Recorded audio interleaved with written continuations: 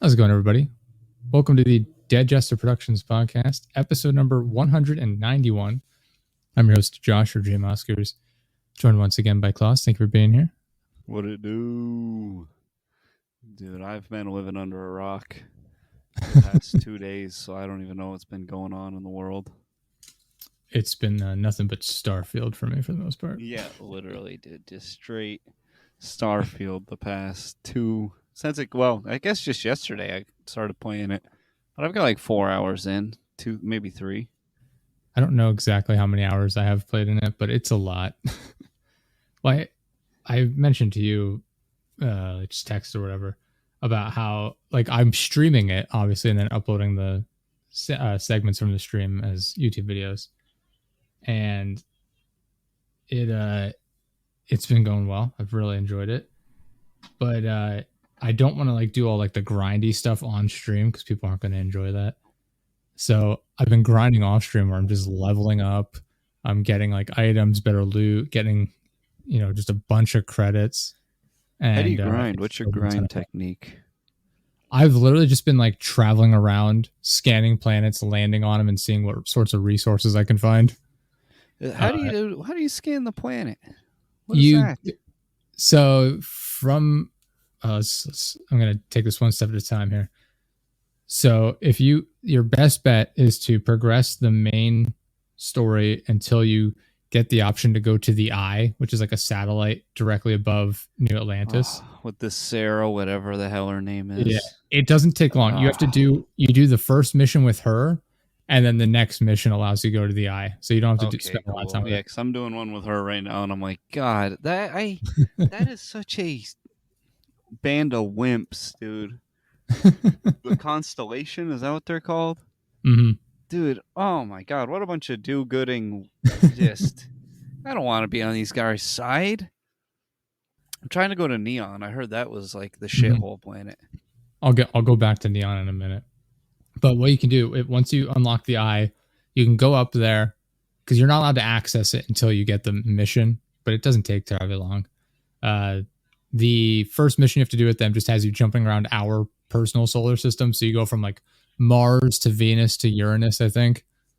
And then, so what you go through one big like actual outpost fighting enemies, and the rest of the time it's just jumping around in space for a little bit. But then once you finish that, you go back, you get your rewards, and it says like, all right, we got to meet the other members. And the one guy's on the Eye. So you go up to the Eye, you talk to him for a few minutes, and then you've unlocked the ability to keep working with him. After your conversation ends, it'll tell you like, oh, you completed this section of the mission. You want to go back and talk to him again. And I forget what the option is, but essentially you can do, it's like, so what else do you do up here? And he'll talk to you about the fact that you can sell him scan data. And anytime you go into space, you can scan planets and bring it back to him, and he gives you a bunch of money for it. So that's like one of the ways I've been getting some easy cash or credits. So what you do is you in space, like you go to the menu system, you travel to any solar system and go up to a planet, and then from the menu, I think you can do it outside the menu as well using the scanner. But I just do it from the menu because it's easier if I'm under attack or something. You go there, you select the planet, and then once you've traveled to the planet, you just hold the left bumper to scan it. And if it's like a rock planet or whatever, it'll tell you like, oh, these are some of the resources, and you have to go down to the planet and finish scanning the rest of them.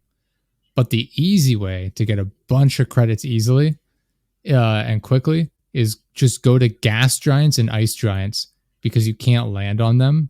So you just go to them in space, scan them. It immediately gives you 100% scan data, and you can trade that in to the guy for easy credits when you go back. Hell yeah. It's so nice. I've been doing that. I forget what his credit. Let's say he has 5,000 credits available to him. You'll go through that super quickly. You just got to sit down and wait for 48 hours, and then his credits will return. You can sell him a bunch more. So it's super easy to get credits that way. The only thing you have to worry about is like running into space pirates or whatever. I know you said you don't have that problem as much, but there's like bounty hunters and shit, or just general stuff that'll happen. That's what I'm looking for, dude. That's what I'm trying to do, is run into these dudes. Yeah. I haven't Well, shot a it human depends what you're in doing. like a For mission. me, it's not great because I run out of ship repair parts fairly quickly because I'm constantly in combat in space, jumping around all these solar systems. But that's one way I've been getting money. I've been level. You get experience pretty quickly from doing it. I think you get 50 experience or 40 experience every time you I didn't travel even to a planet. know I needed parts for my ship. Yeah, that's how you repair your ship's hull. My ship might be on the brink of death then, because I haven't repaired it a single time. It might depend as well because I'm playing on very hard difficulty, so I might be getting a little bit more experience from scanning the planets as well. But I'm also taking a lot more damage in these ship battles. But yeah, just going to them, scanning them, just getting out of there is super easy, super quick. Get a bunch of money.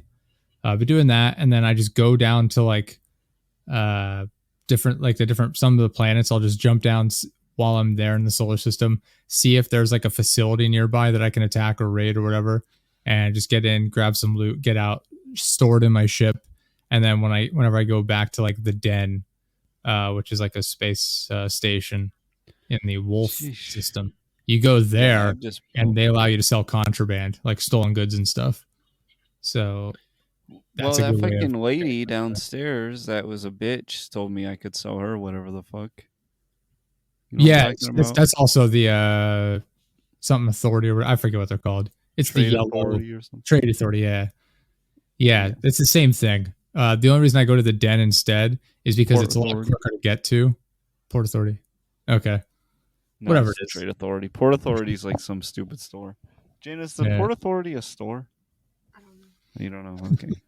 Okay. Yeah, the den is nice because you dock and you go in. It's like 20 feet away. You can go to him, sell all your like stolen goods, contraband, whatever, and then 5 feet away from the dock is one of the like docking station vendors, whatever they're called. That's just like the computer system or whatever. So that's another 5,000 credits you can sell to. So you got two vendors super close to the docking station, and you can sell whatever you want to the one guy. So it's nice and convenient. So I've been doing that to make some credits. The downside is I haven't had a chance to play a ton between work and then editing stuff. But I'm playing enough. I'm level 17 and I got like 330,000 credits right now. I'm trying to get like 450 to get the ship I want. You asked me earlier, like if I've been focusing on weapon skills. I have not at all. I've got my lock picking all the way up. So I can pick any lock. I've got my pilot skill all the way up so I can fly any ship. So now in space, if I decide to like board an enemy ship, I can just take it no matter what it is. Oh shit. So that's pretty cool. Obviously I maxed out my carrying capacity right away. That was super important. You can just steal their ship. Oh, so when you steal it, what happens to your ship? So you'll take your ship, you'll dock with them, you have to kill all the enemies on it, and then you hop into the pilot seat and you've claimed the ship. But it's not registered yet, so you can't do anything with it. I think you technically own it, but you just don't have it registered, so you can't sell it or like add parts to it. But your ship just gets like saved, and next time you go to a landing station, you could just swap out whatever ship you want to use and set it as your home ship. Your home ship is the one you'll fly around in. The other ones are just stored in like a garage, essentially. I don't know if I'm assuming there's got to be some sort of a limit to how many ships you can have, but I don't know. I haven't been focusing on it. I've seen some people making some pretty sweet ships, dude. Yeah, there's a ton. The Planet Express from Futurama. Yeah. I saw somebody make the Magic School Bus. It was fucking massive. Like I said, I haven't focused on that at all. I've literally just every ship I've stolen, I've sold just to get a few thousand extra credits. I'm just focused on getting a ton of money so I can buy this big fancy ship I'm looking at, and it looks like it's going to be like invincible. I've just been getting butt fucked, dude, the whole time. I'm not good at ship combat. I'm really bad at it. I've been looking for some more ship action, but maybe I should fucking look at my ship's health or something because I haven't repaired it a single time. Yeah, in the bottom right, it'll say like hull percentage or whatever. Anytime, if it's low, you can just go to like any like landing port like New Atlantis and just it's 1,000 credits and he fully repairs your ship. So it's Yeah, I not think I'm gonna like blow New Atlantis up or something pretty soon here. Getting kind of sick of that place.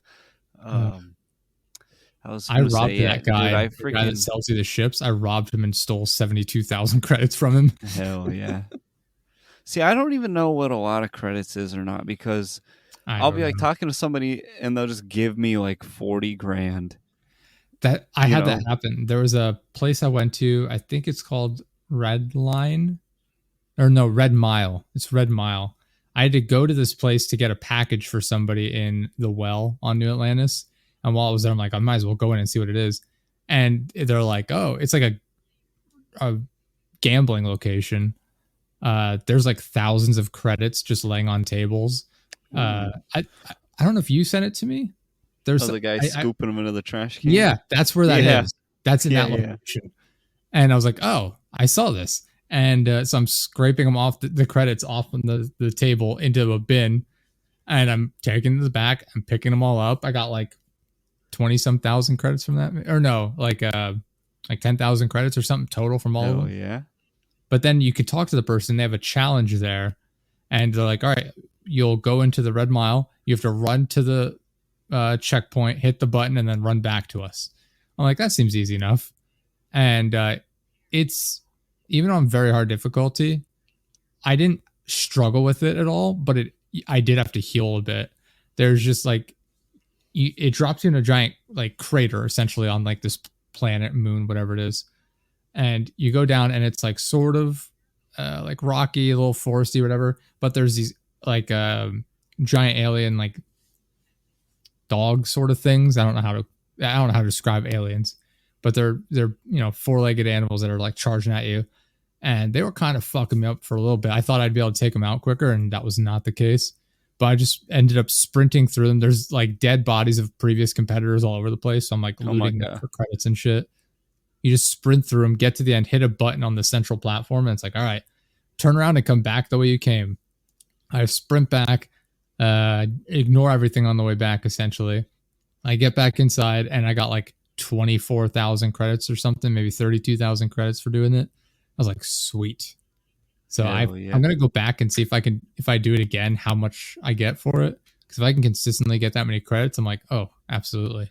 I must have read it wrong because I think I moved the painting for a guy in New Atlantis and he gave me 40 grand, but it might have been 4 grand then. I know it's the guy that's just in that one shop, right? He's just standing in the shop looking around. He's like, keep it down. Don't tell people you got the painting. Yeah, I'm not even 100% sure. I think it was 4 grand. I have in this remember thing. Yeah, but I've been loving it so much, the game. It's been an absolute blast. People have been complaining, and I mentioned this on the last episode of the podcast. It was just a solo show I did. I get that people are upset that you can't just get in your ship on a planet and fly into the atmosphere and out into space into a different planet without a loading screen. Because you can do that in like No Man's Sky, but No Man's Sky does not have the depth to it that Starfield does with like the characters and like all the vendors and stuff and things like that. It just, Starfield feels so much more alive. And people complain about like going to planets and them being barren and empty. I'm like, that's like, I'm loving it. I love exploring planets, looking for shit. Like they said they want to have like a space exploration game, and then when they get like a huge amount of exploration given to them, they're like, this isn't what I wanted. I wanted everything to be close by so I didn't actually have to explore. There could be a little more stuff if I am on some of the planets. Like I said, I think there's a happy medium. I just think the people, like some of the people are complaining, it's like, I'm having to walk like 1,000 meters to get somewhere. It's like, you're traveling through space. You're on an undiscovered planet. Like, why would everything be in your immediate vicinity? Like, you don't actually want to explore. You just want. I don't need it in my immediate vicinity, but dude, my God, have I been fucking running? And the CO2 thing keeps filling up and choking me out. So I'm freaking, dude, I'm like, okay, let me go do a mission.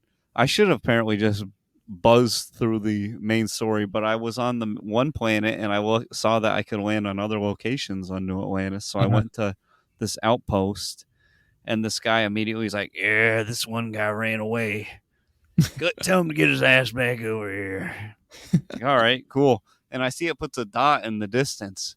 was like, okay, I guess I'm looking at the map. I'm like, I guess that's on this planet, and I'll run towards it. And I was running for like 25 minutes. And I'm like, dude, just running through, and birds are coming down there all higher level than me. So they're just ripping me to shreds. The birds killed me like 3 times. I just kept quick saving, dying, and running away in a different direction. And I freaking running through birds forever. I'm thinking, is this glitched? How long? At one point, there's just a huge mountain in front of me too that I had to then go all the way around because I couldn't jump over it.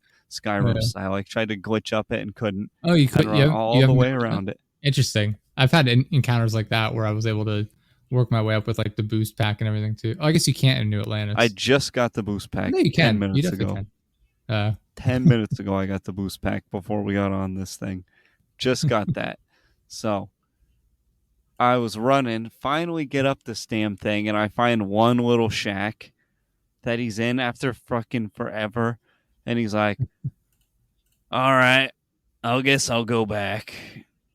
And I fucking fast traveled back, and that was it for the whole thing. And it didn't even give me that much money or XP. And I was like, that just took like fucking 40 minutes total to do.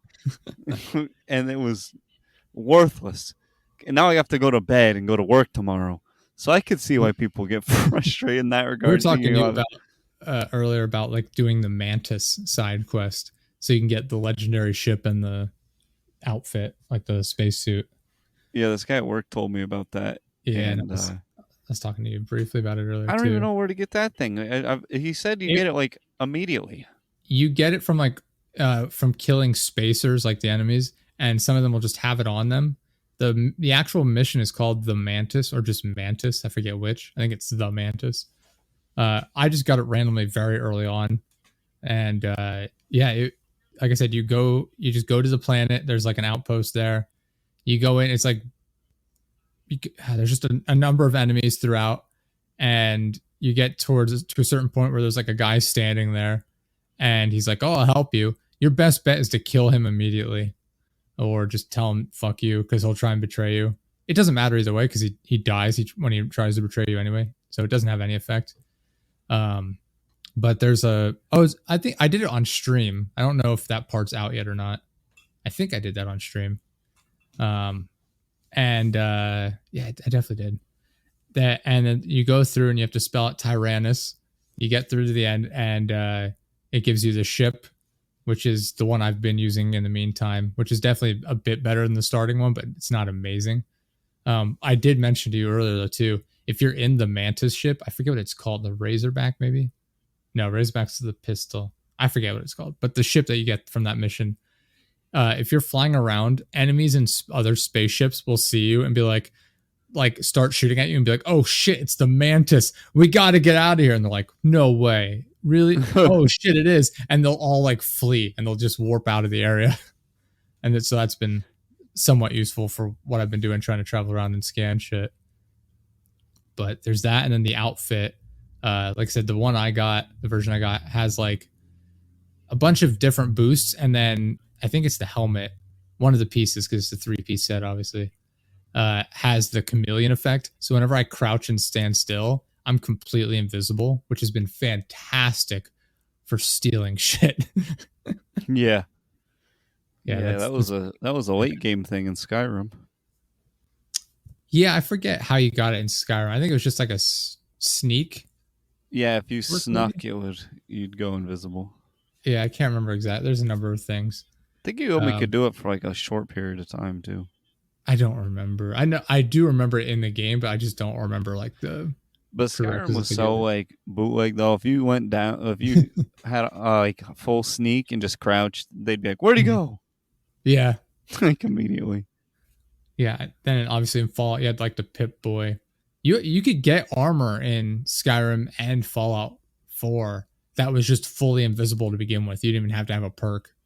Because I remember getting armor like that in Fallout 4. Yeah, the Chinese armor. It's from Fallout 3, Operation Anchorage, and they brought it back. And it's just like, okay, I'm just invisible, which is basically makes me invincible because if they can't see me, I can one-shot all of them. Yeah. Which I'm working on that.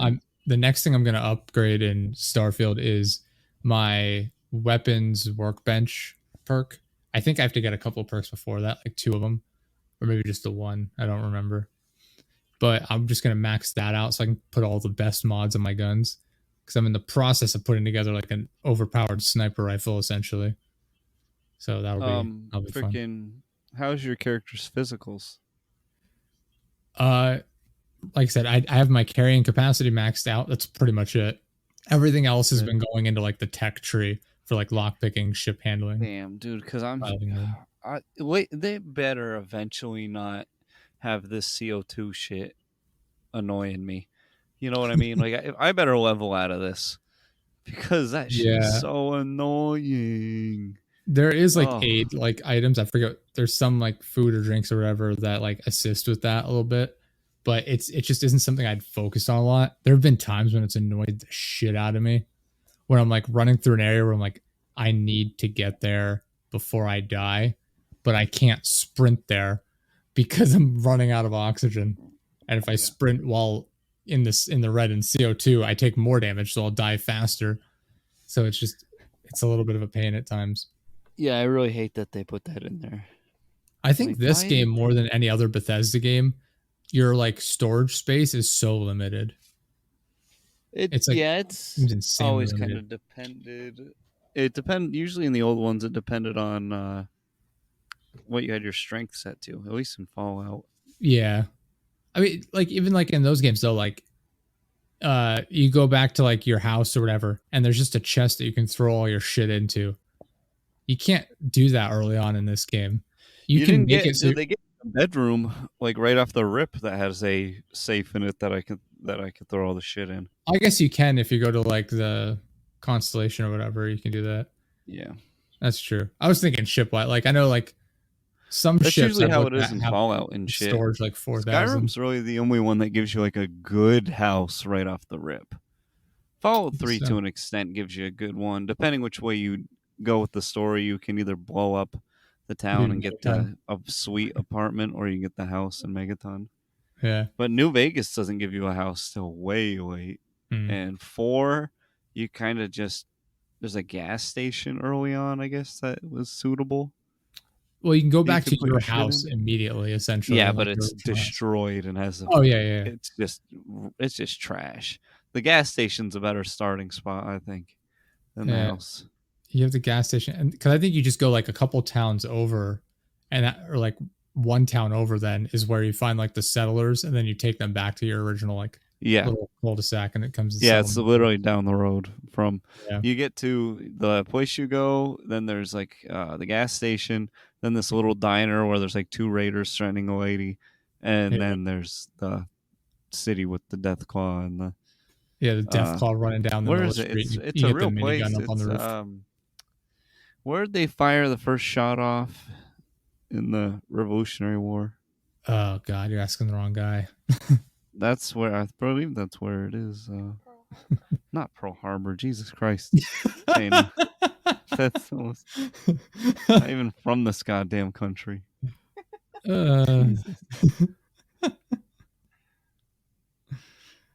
Yeah, Pearl Harbor. That was big in the Revolutionary War.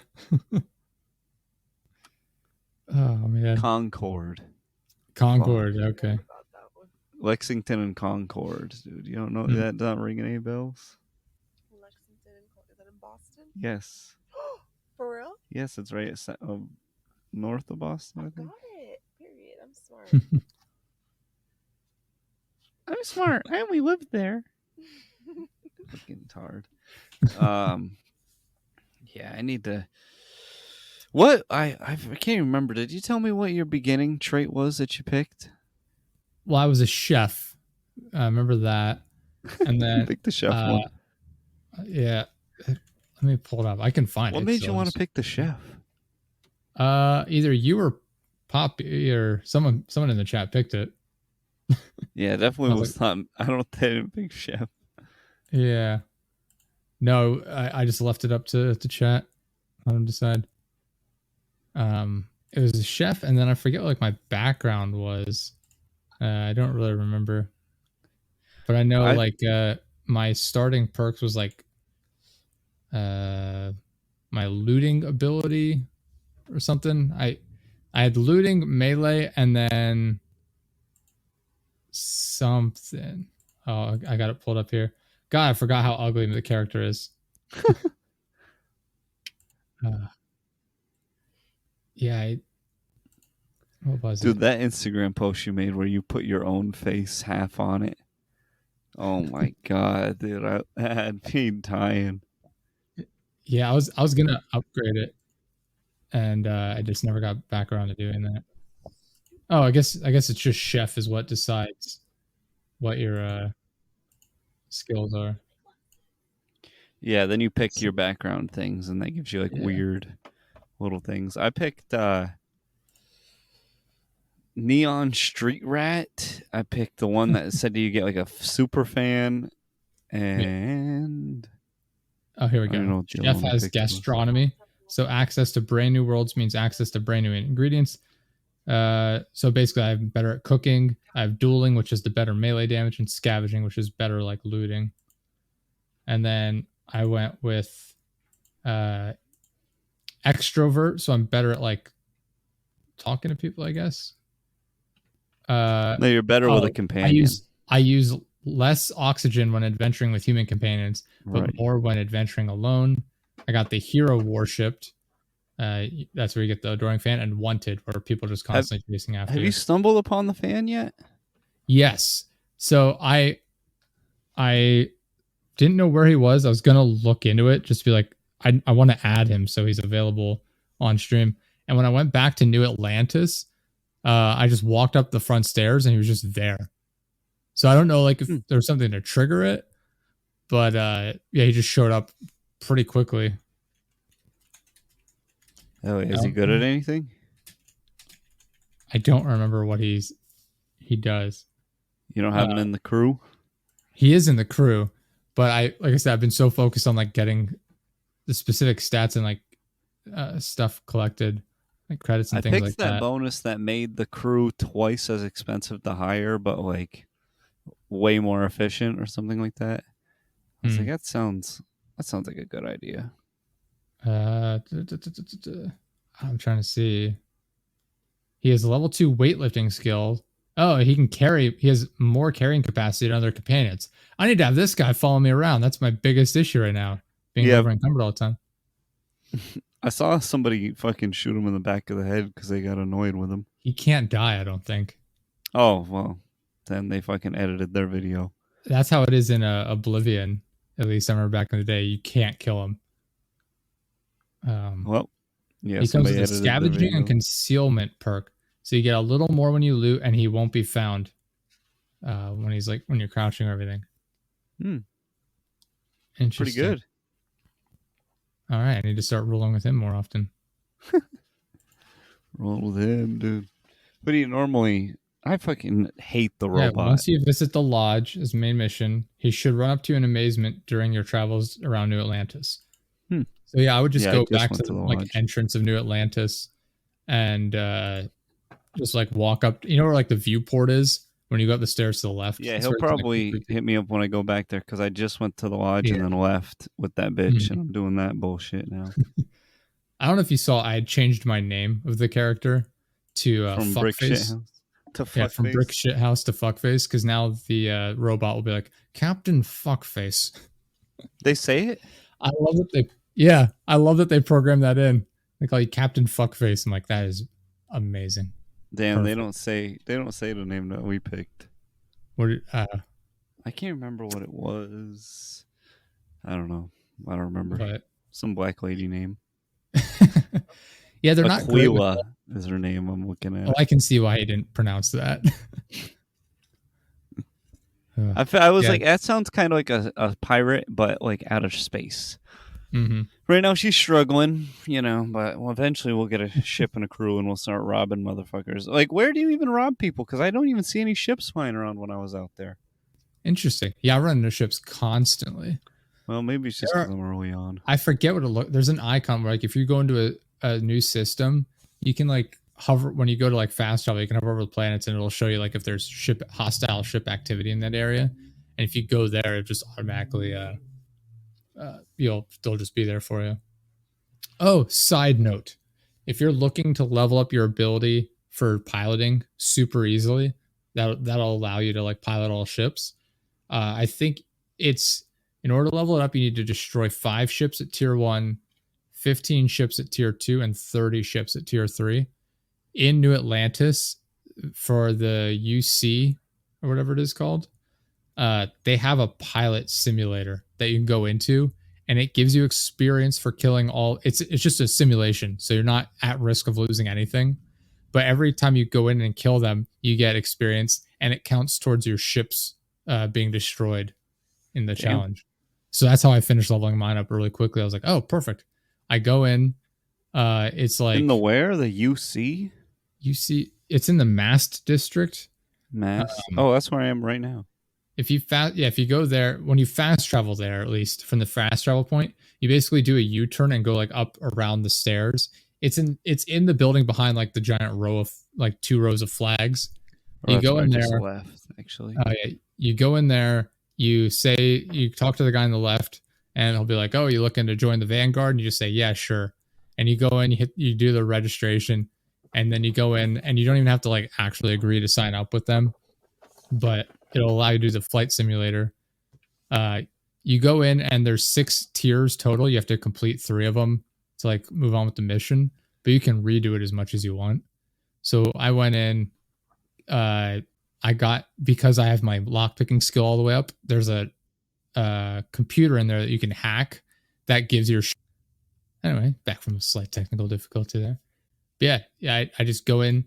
I think if you just do the first 3 tiers of the flight simulator, which are super easy, you get like 6 or 7 destroyed ships just from that alone.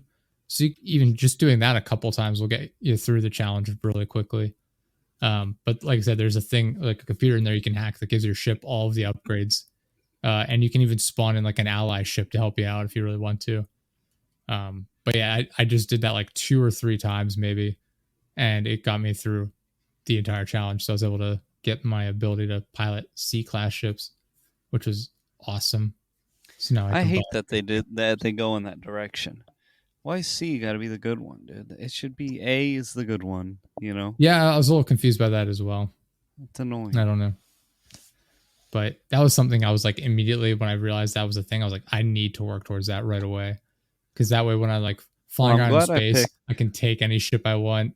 If I land on a planet and see a ship there, take it. I'm glad I picked the Space Scoundrel then, because it gave me like a couple boosts to those purple skills. And one of them was piloting. Oh, that's good. So yeah, like I said, my thought process for a lot of these, the perks I've been going with is just, will it allow me to do more stuff in the game? Yeah. And that's why I'm like with the combat ones, it's like, I'll do more damage, but it doesn't, I'm not being able to do anything different. I'm just doing it more effectively. I just suck. So I always pick one weapon in any of the Bethesda games. I'm like, all right, which one weapon we rocking with? And it gave me pistol skill as the class I picked. So we're rocking with the pistol. We're doing pretty good with that so far, I guess. Okay-ish. I mean, I don't have shit all for other guns. I have an SMG that is 3 damage. I got so excited, dude. I got that white SMG and it like presented it to me like it was going to be good. The Grendel. It presented it to me like it was going to be good. And I fucking go to fire it, dude, on this just basic Raider, dump a whole mag accurately into his side, and it didn't even kill him all the way. I was like, all right, so that thing's a pile of shit. That's what I use it almost exclusively, just mainly because I have like 6,000 rounds of ammunition for it. For the Grendel? Yeah, I have so much ammo for it. Well, part of it, if you go to the well, I think I told you this before, in the well, you go to the general store, like the weapons guy there, and he has like the gun displays up on the wall, and he has the 7.77 millimeter caseless ammo on the wall, but you can take it and it doesn't count as stealing. So every time I go there, I take it and I get like 200, 300 rounds of ammunition, whatever it is, for free. I go into his inventory, I buy it for like, I get like 450 rounds for 3,000 credits. I'm like, that's fine. And so like every time I go in the well, I'm getting like roughly 1,000 rounds of ammunition. And the version of the Grendel that I have is a legendary, and it has explosive rounds, or like a perk that does explosive damage, however it works out. And so it tears through enemies super well. It's such a high rate of fire as well. So it, even if it doesn't do as much damage as like a better weapon, because of the rate of fire, it ends up doing way more damage just because it shoots so quickly, and it keeps me from getting hurt. Yeah, Generally. maybe if I had a good one, dude. The one that I have is just basic boy, 3 damage. I sold it. I don't have it anymore because I was like, that thing is worthless, dude. So I've been rocking with the Eon straight, Okay. that straight starter, dude. The starter hitter. I've still got all the starting crap for the most part. Starting spaceship, starting gun, my starting robot glitched into a wall somewhere. Thankfully, because I was getting sick of his ass, dude. He snitched on me. He keeps snitching on me everywhere I go. They're like, "Is that true, robot? Is that true?" And he's like, "That is not a true statement." I'm like, dude, what the fuck? Why are you snitching on me? I'm a pirate. I'm trying to lie. I can't stand that freaking I love how snitching ass robot. like all of your followers are like goody two shoes in the game. Is on one hand, it's like this is super annoying. Like every time when the Sarah, whatever her name is, Sarah Morgan, whenever she was following me around during that mission, I just had her with me for a little bit while I was sidetracked, and it's like, okay, I'm gonna steal from these people. It's like 1,200 credits just sitting here. I'm gonna steal from them, grab the weapon off the wall. It looks cool, and she'd be like, Sarah's unhappy with you. Sarah Fuck disapproves. I'm like, oh my god. Fuck Sarah, dude. I could give a shit what any of them think. I want them all to leave, dude. I want an evil crew. There's got to be evil companions out there. I'm sure. I need them. You can hire people that seem evil. Yeah, that's what I want, dude. I want all Asian women. Just a whole ship that's like, oh, the captain is here. Oh, where you want to go? We are very, very far from home. Oh, I'm really, really tired. I mean, I'm sure you can find a bunch of Asian people. You just have to look around for them. You can hire all sorts of people to do it. Yeah, I've been loving the game though so much. I wish I could play it way more. Because I don't want like half my crew to quit when I fucking like just murder an entire like a family cruise, like a Disney cruise. It's a ship. Yeah, it's a ship of traveling doctors and miracle workers. Let's fuck them up. Bet they've got med packs. The ship, you kill them all for one med pack. I would. Like, nice. And I will. Fine. I can't wait to start murdering people in outer space. I'm gonna That's what I want. It's what I tomorrow. got this game for. When I get home, I'm going to stream again tomorrow for a little bit, probably 4 hours again tomorrow. Roughly. I cannot wait to start playing this motherfucking thing some more. Something else I want to talk about. To play this thing until I pass out. Baldur's Gate 3, but I got to do the ad reads real quick first before we go any further. First up, as usual, this episode is sponsored by Liquid IV. Liquid IV is the category-winning hydration brand fueling your well-being, now in sugar-free flavors. You and your listeners can now experience more effective hydration. Oh, I'm reading. This is the description they've sent to me. Anyway, I drink Liquid IV every day. Talk about it every episode. I try and stay hydrated, but water gets a little bland after a little while, so I go with the Liquid IV. It's been fantastic. Literally drink it every single day.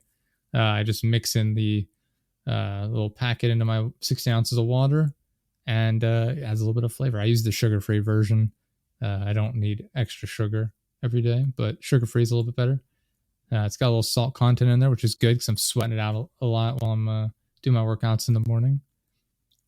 But it's, I like to stay hydrated. I have people in my life that are constantly dealing with health issues and they're dehydrated and they don't believe that you need to drink more than like 12 ounces of water. I'm like, okay, whatever. But listeners, I don't want you to be dehydrated. I want you to drink Liquid IV. Gallon every day. Yeah, I legitimately drink Liquid IV every single day. We we went through the white peach and we have more of it out there now. We got lemon lime, and then my girlfriend got home yesterday from work, and her coworker had liquid IV, and she had watermelon, which is not sugar free, but she's like, oh, it looked pretty. She said it was really good. So naturally, I hear this and I order watermelon, so that's on its way. So we're working our way through all the flavors. Yeah, but dude, watermelon's my favorite flavor of everything. Watermelon the juice. strawberry lemonade, which is sugar, not sugar free, but the strawberry lemonade very good. The white peach I like a lot. That's sugar free. The lemon lime sugar free, also very good. Loving that a lot. The lemon lime I would say tastes more like lemonade than like lemon lime flavor, but I'm fine with that. The watermelon, I'll let you guys know once I get it. But 1 stick of liquid IV and 16 ounces of water hydrates you 2 times faster and more efficiently than water alone. There's no artificial sweeteners and zero sugar with a proprietary amino acid allulose blend for a sweet taste without the calories or raised blood glucose levels you get from sugar. It contains 8 vitamins and nutrients for everyday wellness with 3 times the electrolytes of leading sports drinks. You can get 20% off when you grab your Liquid IV Hydration Multiplier sugar-free or any other variant at liquidiv.com. That's liquidiv.com. Use code DJP15. Again, that's DJP15 at checkout. It's 20% off anything you order when you shop Better Hydration today using promo code DJP15 at liquidiv.com. Link is in the description. Go check it out. It's fantastic. Can't recommend it enough. And it helps support the show. So thank you to Liquid IV for sponsoring the episode. This episode is also brought to you by Zencastr. Zencastr is the all-in-one solution making podcasting easy. It's the ultimate web-based podcasting solution. Provides high-quality audio and video podcast production and hosting with a full suite of professional tools. Podcasters can seamlessly record, produce, and publish studio-quality content all from one dashboard. Being a creator has never been easier. We've used Zencastr for years now. Every single episode we record in it. It is so easy to use. I just send the link out, tell them, hey, click on the link, enter display name. We're good to go. Everyone has their own audio track for video podcasts, their own video file, audio track. It's so easy to edit when I go back to do that after the fact. Klaus, how easy is it for you to get on the show here when I... Oh, yeah, dude. Just open up the old Gmail, click the link, and pick my input, pick my output. In there like swimwear, brother. Yeah, it is so easy, so convenient to use. Like I said, one of the best parts about it is that even if the call drops, the audio is saved. You don't have to worry about losing it at all. It's always like backed up. Even if there's like a bad connection and it sounds sort of robotic-y, it's breaking up a little bit, it's crystal clear when you go to edit it, because the audio is being recorded locally and then re-uploaded to the cloud after the fact. So it is so nice. It's so useful. It's so easy to now record the podcast with Zencastr. You'll log in using your browser. You start recording a high-quality podcast right away. You can record studio-quality sound and up to 4K video with your guests. Zencastr's multi-layered backups ensure you always have your recordings in the highest quality, even if the connection is unstable. If you've thought about podcasting before and realized that you need a lot of different tools and services, don't worry about it. With Zencastr's all-in-one podcasting platform, you can create your podcast all in one place, distribute it to Spotify, Apple, all the other major destinations. You can go to zencastr.com/pricing.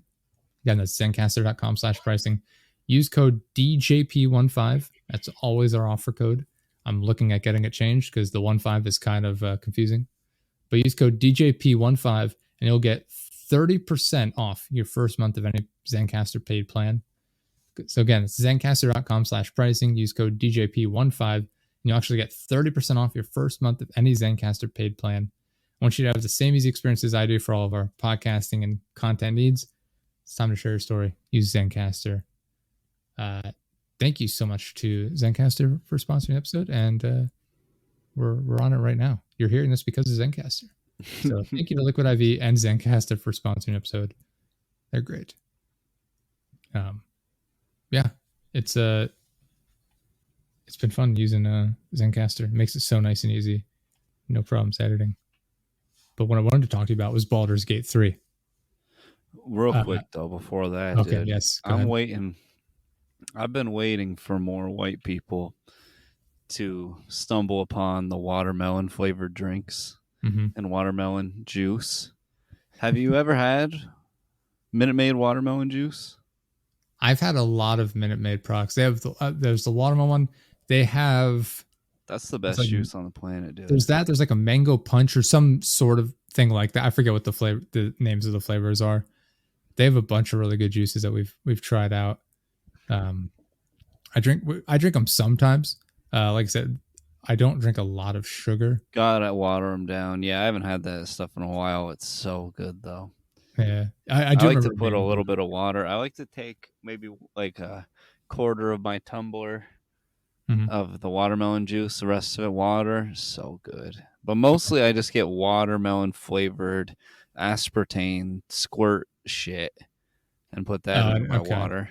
Yeah, yeah. No, I'm just on that liquid IV diet. Liquid Ivizzle. Yeah, It probably is way quite better good. than this crap I buy, dude. I don't know if they have a grape flavor. I'm typically not a fan of grape flavored stuff though. It reminds me of like medicine I took as a child. I and love it makes me grape sick to my flavored stomach. stuff. That's I one of can't my do it. favorites, dude. The grape energy drinks are my favorites. Mm. I love grape flavored It stuff. literally makes me sick, like literally sick. I remember as a kid, we'd have to like when we talked to the doctor, I'd be like, I need a version of it that doesn't come in grape flavor because I would take That like is- I forget what the actual medicine was, but they'd give it to me. It's like those like sort of chalky sort of pills you give to kids, and it would be grape flavored. And my mom would give it to me, and I'd literally vomit. Like I literally wouldn't be able to take it because it was like grape flavored, that weird artificial grape flavor. I'm like, this is horrible. And then because of that, as a kid, I just can't eat or drink like grape flavored stuff. There's too many other good things anyway. I'm not really fighting to force myself to drink grape flavored stuff. I love grape. It's one of my favorites. One of my favorites, dude. The Welch's grape juice, that deep grape. Ooh, That baby. I've had that. That's fine. I don't have a problem with that. Straight fire, dude. That is straight fire. That is not That's- just fine. I- That is I've- super hot fire. Yeah, no, I don't have a problem with that at all. It's literally like the weird.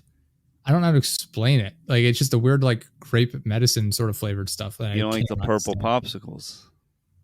I have no idea what you're talking about. You wouldn't actually. go for a purple popsicle, is like what you're saying, basically. Maybe. I have no idea. You don't get popsicles, dude? I could not tell you the last time I had a popsicle. We have them at work actually. What? They might have a grape flavor ones there. I'll have to go and see tomorrow. I absolutely love popsicles. We It's we so order good. them. You get We a order like bag of 'em. 5 cases of popsicle ice pops at a time. We keep them in the office. I love the shitty ones that are just in the clear tube. That's what The these are. clear Yeah. tube. Oh yeah, those are the best ones, dude. I'm telling you, those are the best ones. You get a whole sack of them for like $2.99. I the don't know store. how much they pay You're for good it. for a They order them month. online. We They're literally not do even it. that. They have a They're whole small freezer. portioned. They're a full of them. lot smaller portion than you think. So if you have one, they're only like 100. I mean, let me see how many calories are in a freeze. Pop Yeah. freeze. Pop calories. Yeah, the people down in the workshop. Yeah, they're there, only I- 50 calories each. Oh yeah, it's not. Well, I imagine it's just water with like food And coloring sugar and frozen, slight, yes. like a slight amount of like flavoring sugar. A little bit of flavoring, yep. Yeah, Yeah. exactly. But they're great to get the sugar craving edge off without overdoing it at night. Yeah. When you're like, oh fuck, dude, those are for well, maybe you don't have it as bad, dude, but I get the sugar cravings so bad. I don't get Oh, sugar cravings. I I've just played get it hunger off. cravings. That's why. On That's what? why I like picked up my like workout routines. You like I just- what cravings? Like just food cravings in general. Like I'm Oh. constantly hungry. Maybe I'm Oh, dude, constantly. I hungry wish because I of was workouts. hungry for Yeah. actual good shit. Because I'll be working out and I have to like force myself to eat the good shit, but I'll just be sitting there being like, I want ice cream so bad. I want I fucking don't track my cake. calories at this point. I must eat close to 3,000, 3,200 calories a day. It's insane. I don't know why. I'm just constantly eating all day long. I'm always hungry. So like, I'm like, all right, well, I don't want to put Maybe you're weight on. pregnant. Maybe. Yeah, that would, Yeah. it's immaculate conception. I just pissed the kid out. Yeah, you shit him out of your ass. It's the Antichrist. It's just like, oh, okay, whatever. Yeah, no, I just all day long I'm sitting there, I'm like, all right, I gotta snack on some pretzels. What do we got here? All right, peanut butter crackers. So let's go for that. I'll got a like salad. I'll make like chicken and butternut squash salad, like Caesar dressing on it. You know, I'm just sitting. That's like, all right, get the liquid IV. I need a drink now. All right, what else? More pretzels. I got to eat some strawberries. Now I got to eat some strawberries. Like I'm just going like just all day long, just eating. I'm like, God damn. It's a good thing I'm active, or I'd be fucking obese. Yeah. Yeah, it's Hopefully it's you never have a ridiculous. terrible injury, dude, and then you'll get obese quick. Keep that habit up. I think at the same time, I'm able to restrain myself in situations where it's like when I broke my wrist a while back, like this is years ago, I wasn't able to do anything with the arm, obviously. And I was like, I'm not going to do like weightlifting and just do the one arm. Like I can't be bothered. So I just didn't work out or anything like that. But at the same time, I'm like, all right, well, I don't want to just sit around all day and just eat. Like that would be ridiculous. So that's when I like got into like riding my bike at home. Like I just put it on the trainer. Like at least I'm getting some like cardio in. So that's what I do now. I get up in the morning, I do my actual workout, and then I hop on the bike, and I work on the computer while I'm riding my bike. Yeah, but to It's easy. anybody out there needing a little slight change to your diet for some fitness to lose If some you need- weight, if- dude, the if you need to get in- popsicles are so fire. The No, sugar-free no. syrup. We don't give this information out for free. They sign up for our program where we help them get in shape, help them, learn how to pick up, women, men, whatever you want to do. Oh yeah, dude, the program. We'll help you out, get you through like a little bit of a boot camp. All we ask is that you agree to allow us to film the whole thing and you appear on camera. We'll get it done for you. You'll be gold. You'll Yeah. be swimming in whatever it is you're interested in. Yeah, dude. Dude, honestly, I feel like if I could get it together, anybody can get it together, and if they just follow my path, they could do it, dude. Yeah. They could do it. Dude, I could get anybody. I feel like I could get just about anybody on track unless they were just so unwilling to help themselves at all. Anyone Yeah. who even had a pinch of wanting to help themselves, we could fucking whip them into To be shape. fair, it's literally not that difficult to just get in like average shape and not be a horrific person, like going out to meet people. It's like it requires the For bare some minimum people, effort. dude, it's hard for some people. Some people just be shelling That's up 'cause some people are immediately. fucking retarded. They show up quick. A lot of real young people do.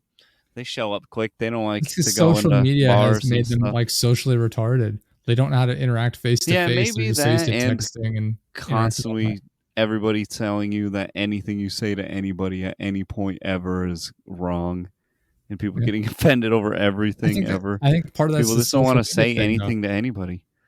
Yeah, maybe, but They spend the too much time news. like the news you of go that to a shit. They were college pushing that campus. shit in like school though. Like when I was in school, it was already starting with the freaking divisive shit. Everything's just so divisive, and it's made that way on purpose. Yeah. You know, I don't know. which social media ain't helping. It's definitely playing a part. I don't think it's the whole. People get the thing, wrong. though. People look at social media and think that's how the real world works, and it's just not the case. Social media is for people who are really interested in getting their point out while shutting down everyone else, generally. And so, like, not only that, but like, so they look at like quote unquote influencers, and it's like, oh, that person lives a really cool life. And it's like, not really. It's all fake. Like, none of that's real. They're just living a lie. Then they go back to being like a normal person. They don't look that way. They're using filters and makeup and editing techniques. Like they get the wrong idea. They think all these people are like extremely like 10 out of 10 attractive, and it's just not. It's not the case. It's very easy to make yourself look completely different. And There are the youngest people have no money to go out either, for the most part. Yeah. It's like freaking. Most of them don't go and just go to trade school, or it's not taught to look at schools as like a job training thing and to Yeah. really try to go for ones that are going to get you a job. So most people just get a fuck ton of debt that you can't get a job with, end up working at the airport or some bullshit Mhm. if they're lucky.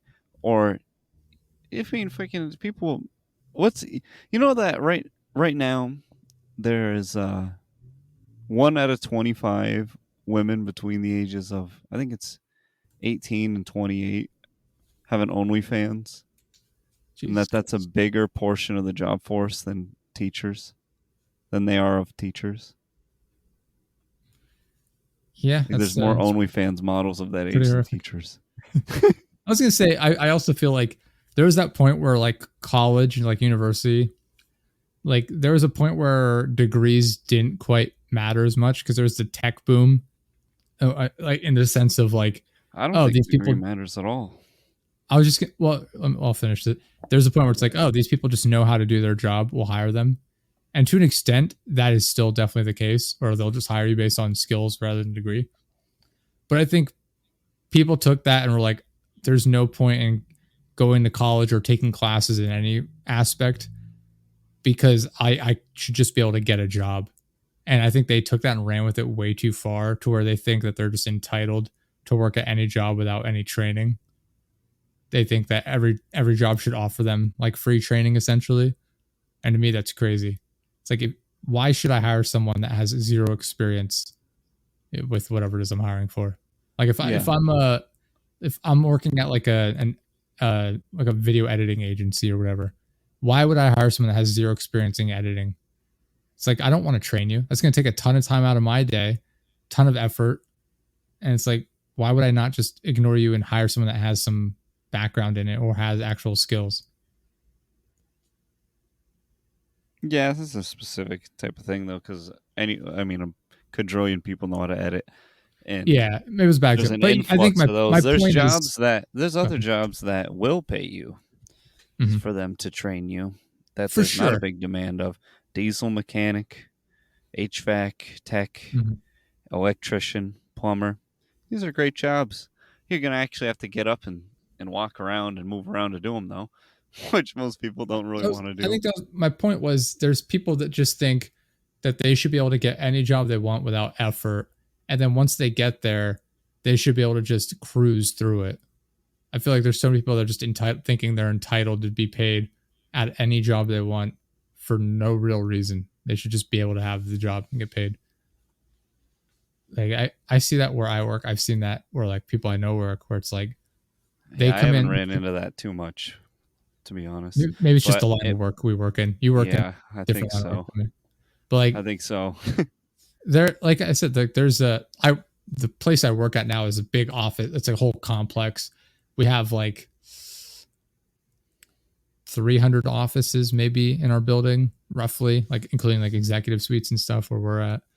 And there's a place like there's an office like down the hallway from us where they have like 20 employees maybe, and one head manager guy, whatever. I don't know what his actual title is. I don't talk to him really, but like I don't know how many times like I'll go outside, I'll be like walking out to my car, whatever. They take smoke breaks every 15 minutes, it seems. And they're just the entire time they're out there, like, oh my God, like I'm just tired. I'm just constantly working. Like I'm so tired from working all the time. It's like, and I'm walking by, I'm like, like you're out here every time I come out here. You're never getting anything done. Exactly. That's my thing. I'm like, these people are bitching about how long they have to work. I'm like, you're not working. You're just your day's going slow because all you do is stand around here smoking, dragging out the day. I don't know how many times I look out the window and they're just all down there smoking together. It's like literally like 10 of them at a time, just standing around outside smoking. I'm like, if you want to take a smoke break, that's fine. I'm not going to bash people down for that. But like the fact that they complain about how hard their job and like how tired they are from working, and then literally they might actually be in their office 2 hours out of the day. The rest of the time they're outside smoking or downstairs in the cafe hanging out. I'm like, good God. Maybe it's just because the people there, I'm thinking like, oh, well, yeah, I've known people like that, but they just get fired within a month or two. I think it depends on like the like workspace you're in. If you're in like an office space, it's very easy to just not do work and not get caught. Because like you could just have like let's say I'm supposed to be editing a video. I can just pull up the editing software on my screen and pretend like I'm editing. It's nobody's gonna know. But like if Why you're not working just in do like, it at that point? I'm bad at making examples up, but I think my point is Okay. like it's easy to pull something up on screen and pretend like you're doing it. Just leave the screen up while you're on your phone or whatever. But if you're in like construction, it's very easy to see that it's not getting done because you're standing around. Like it's very easy to look over and be like, either that guy is or isn't swinging a pickaxe. You know, Yeah. I think depending Well, on what field you're in, construction it's easy. especially would be more of the wall still isn't there yet. Yeah. What have you been doing all day? Yeah. I mean, especially with what I do, it's way more abstract in the sense of advertising and marketing. I'm like, it's like, obviously we're doing like social media posts and stuff, but like Google ads, I'm like, you literally can't tell if I've done anything or not. I'm adding and removing keywords. I'm changing some of the images around, yes, but like a lot of it is literally back end stuff on their website and things like that. These people have no idea how to read code anyway. I'm like, I could literally sit here and pretend to work for a month and they wouldn't know if I did or not.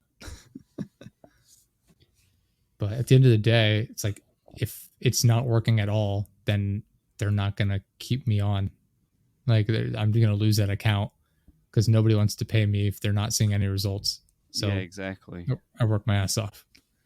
But like I said, the business like down the hallway or whatever is like a banking, some sort of banking related company. I don't know what they actually do. They're not a bank. I know that.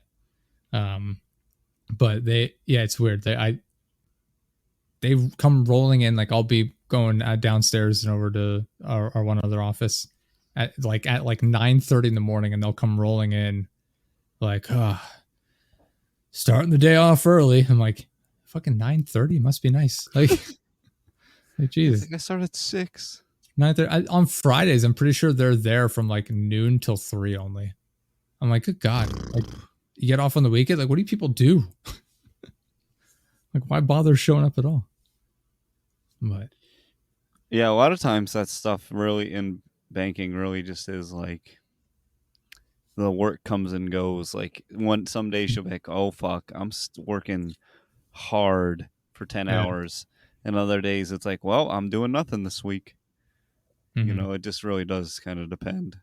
Like you have to be there for when it fucking pours in, Yeah. but a lot of times you can not have a lot to do. That's sort of how it is for me. Like, but like mine has no real like agency to it. Like advertising is not a thing where it's like, oh, let's put out the ads. All right, keep working away at it. It's like you make the ads and you set them, like you publish them and set them live, and then you just wait and see how they work. Like it's not something you're just constantly working on necessarily. So like a lot of the stuff that I work on is like, all right, the ads are live. Let's go in and see if you have photos we can edit, like videos. Like let's see how we can rework this. And a lot of it is just researching ways to better manage what we have to work with.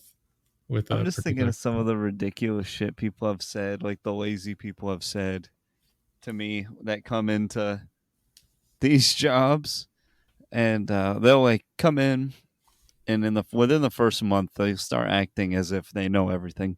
They're like, yeah, that's a fucking stupid way to do it. I'm like, why the fuck would you do it, dude? People have done it this way for 100 years now. What are you talking about?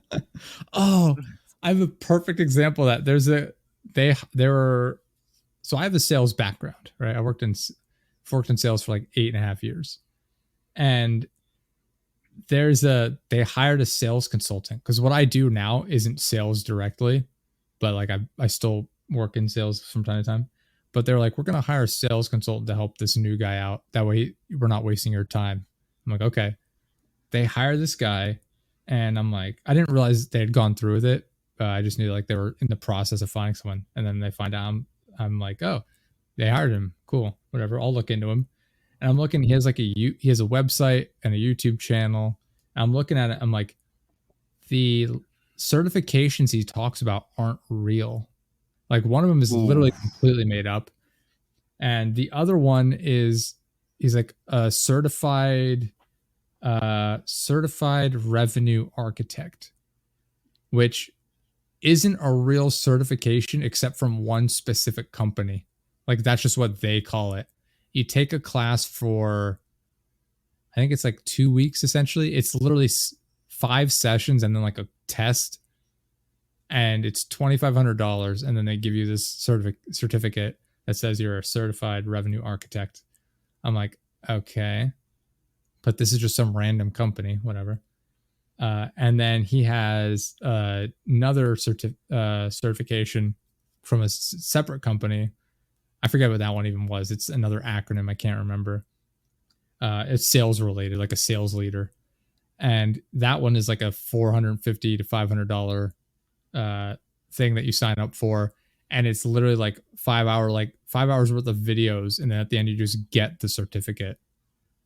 And I'm like, okay, so these are his certifications. Interesting. One of them is an hour-long class. It's like a TED Talk, essentially, that he marked down as a certification. I'm like, Jesus Christ, this guy has like no background in this whatsoever.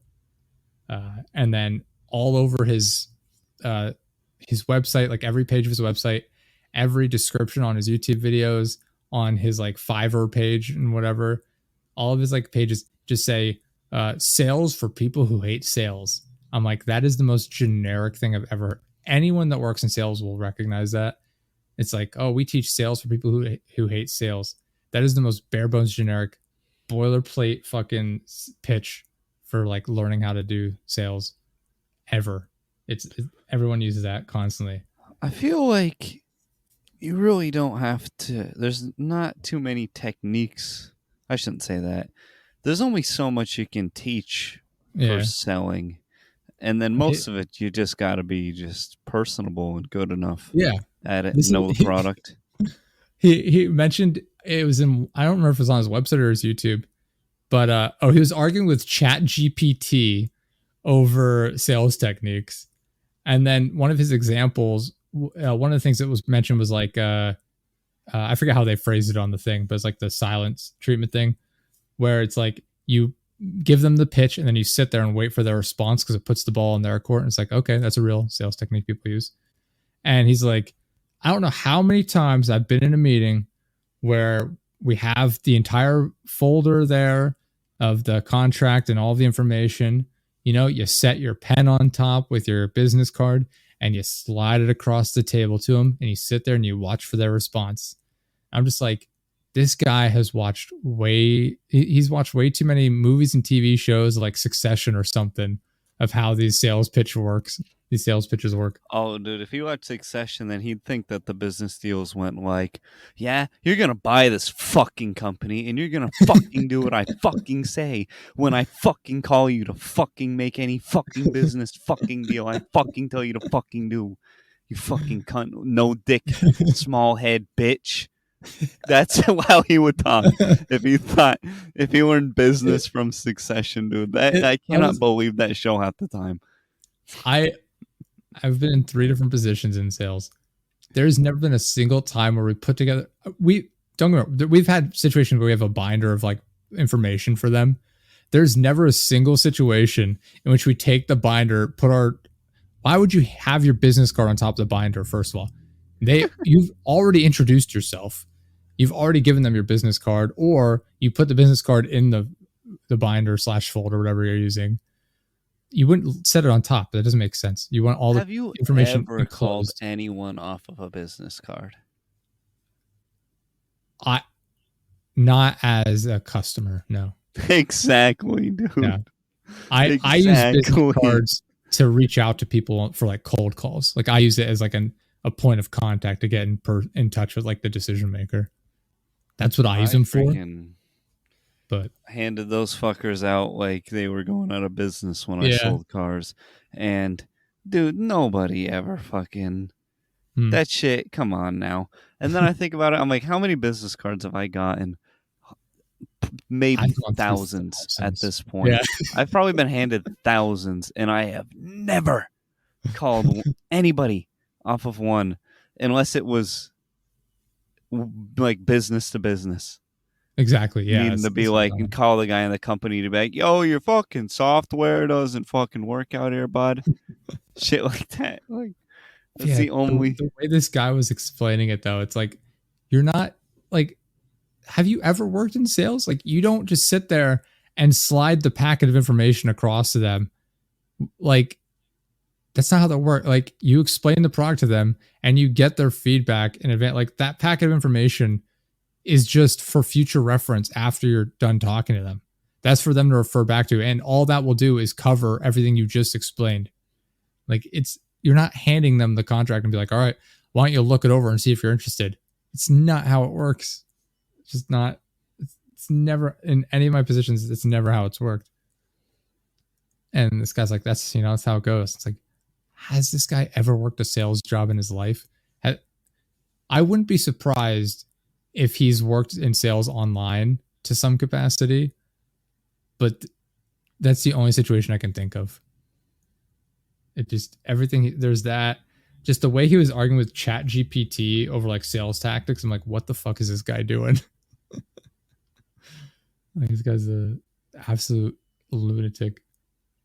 But I mean, they hired him, so clearly he was able to sell himself to people that own my company. Yeah. Damn. We were sitting there, we were making fun of his website. His website is covered in memes as well, like SpongeBob memes and shit. I'm like, I would be embarrassed if my website had SpongeBob memes all over it. I don't hate the SpongeBob memes. Listen, I have nothing against SpongeBob memes in general, right? But the fact that he has, I'll make up a number, 8 pages on his website from the different menus, all but 2 of them start with a SpongeBob meme. Oh, yeah, no, you get and one. Then you scroll down. He has a quote. He clearly like had like a quota where he'd do meme content, meme form, right? So it'd start with a SpongeBob meme on all but 2. Literally every single time it was a SpongeBob meme, not a different one. Always SpongeBob at the start of the page.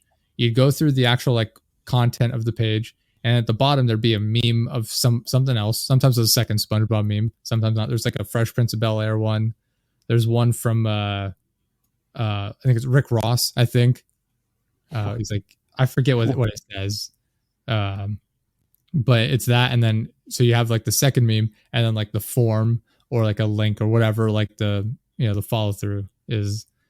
And I'm keep going back through. I'm like, why is it always a SpongeBob meme? I'm like, this website looks so unprofessional. Like, it should not be a big meme right at the top of the page. Content, another meme. I'm like, I'm fine with having that shit on websites, but if it's always SpongeBob, it's like you have an obsession. I always wonder, like, where the fuck do people even come from half the fucking time? Like, how the fuck did you come to be this thing with your own fucking website with SpongeBob memes, and you sat down and made, like, what is happening? Yeah, I don't know. I was just tearing through, like, I make websites for a living to an extent. I'm not a website development professional by any means, but like I have enough skills and information on it that I can easily build websites for people. And so I do part of that for work. But man, I tore his website apart with my coworker. I'm like, all right, we're going to click through on this link. What SpongeBob meme do you think it's going to be? And we click there and it's like, him leaning on the rock. Book on this one. Oh, he's leaning on the rock after running. Yeah. Oh, he's doing that weird. That is one of them at one point. There's one where he's flipping through a book. There's the like the one with the rainbow, where he splits his hands apart and it's the rainbow. Yeah. Imagination. It didn't say imagination though. It was something else. Yeah, but that's the episode though. Yeah, there's one with Mr. Krabs like in money. Money. Yeah. Is mayonnaise an instrument? The inner workings of my mind are an enigma. That shit is so fucking street fire, dude. Like I SpongeBob's funny. I enjoyed it. I haven't watched it in years, but I enjoyed it growing up. I just think it looks ridiculous. A few years ago, and was like, I just think it looks ridiculous to pretend you're a professional, like a salesperson, then just have a SpongeBob meme at the top of every page on your website. Up until whatever that guy's name is, Steven Hillenberg or whatever. Once he stopped making it, it's down the trash. After that, there was a video I watched maybe a year ago showing how they like changed SpongeBob to make him more cartoony and like more like childish as opposed to like appealing to adults, like humor wise. I forget all the specifics, but originally he had a lot more like there's a lot more going on with his shape, like as a square. There used to be a lot more like bumps and edges and things like that, and they rounded him down a lot more. So he has like instead of having like 5 little bumps on every side, it was like 1 or 2. So they minimalized the actual like art style on him. They made his eyes bigger. I gotta look it up. I didn't know they changed him. Let me look up the new SpongeBob. Yeah, I forget. I mean, he looks. exactly They the had specifics. changed him a few times over the years when I was a kid, but just because I just felt like the way they did if you art go into was Google improved. and type in before and after SpongeBob, Yeah, I see the 2 here. they show 99 in 2019. Like he's more square. They removed some of like the 99 spots isn't really on- fair though, because he only looked like that for 1 year. Could be. I've like I say, it's been a while since I saw the actual video, but like, oh, here's one 99 in 2023. They show like his eyes are a lot bigger. He's darker, like his eyelashes are darker. His mouth is smaller. Like he's not as like bumpy on the outside with smaller spots. I've got one with like a whole bunch of them on it. Here you go. Oh yeah, this one shows 99, 2000, 2002, 2005, present day. Yeah, it's like I said, he's just a lot brighter in color. Yeah, in he's a general. lot Just brighter. more I always just simplified. thought that was just, I guess technology got better. They were able to make the colors less bland. Because season Yeah, that 1 could they're also very be. I see what you're drab, looking at here too. and it's not This is nearly as essentially what I was bright. looking at. Yeah, slightly The different. color correction isn't as I'm good. sure some of it is like technology related, but even in yours, like you can see how like they've changed like the size of his pupils and stuff like that. Adjusted The like one the in, outline. oh my god, I found one of all the years. Dude, the way he looked in the first season is not even at all. And he's like brown in 1 year. Yeah, Like, yeah. Jesus. Yeah, about They, season 3, he on is when he kind of got his more shape that he's closer to now. Like he looks more like he does in season 3 now than he did season 3 to season 2 or season 3 to season 1. Well, I see there's a pictures. bunch of different videos of it, like how the design of SpongeBob has changed over the years. I don't remember which one I watched, but yeah, it's interesting. I mean, they did the same thing with like The Simpsons and how they've altered those characters. They're all those, dude. Look at South Park over the years. Yeah, South Park changed their art style because I mean, originally they did actual cutouts. Yeah, And the first movie like 2 pieces. seasons. Now it's But like even actually like season animated. 3, 4, 5, season 8 to now to season Mhm. 20, it's pretty different. Yeah, well, I think they got a much larger staff as well. I think part of that helps. They bring in a lot more professional animators. Even like, it used to have when they would have they would have it animated, but then they would have like a magazine cut out of a celebrity's head when they had a celebrity on the show. Yeah. Now they actually have them like animated in. mhm. You know, Yeah, so they've I like the actually old way changed the better. art style. on it. It is. I actually preferred it when it was like the actual image of them. It was a lot. yeah, and it's like just Saddam Hussein's head on there. What the hell? It was. It was interesting. Like I thought he was in that show for a lot more than he was. I don't remember because I think the movie I think is when they get He's rid of probably him for in, like- good, isn't it? Yeah, probably. He's in probably like 4 or 5 episodes. And in the Yeah. movie. For some reason, I thought he was in it a lot more than that, and it just wasn't the case. It's just iconic. Yeah. Just iconic. Yeah, it's freaking that shit's so good, dude. Oh. Suck my how's the song called? It's freaking my sweaty chocolate balls. You freaking When God. Chef falls down into the pit trying to escape Nambla, and he breaks his legs, like and like, oh, he's gonna be okay. Oh When the no, it's like bears rips alligator, him- like oh my bears, God, alligator, yeah. like a bunch of different shit happens. Well, the And, best is right when he dies. Carmen's like, Yeah, Carmen's no, like, wait, he's no. still okay until he shits himself. Yeah. and- oh, he's dead. This shit was so good, dude. You know what? This chocolate sweaty balls freaking charted to, I think it was number 5 in the UK. Something like that. If you go on the Wikipedia, it says it, dude. It got in like the top 10 of their Billboard over there. Like, what the hell That y'all is- listen to over there with? Chocolate sweaty balls. Yeah, baby. That's Put awesome. them in your mouth.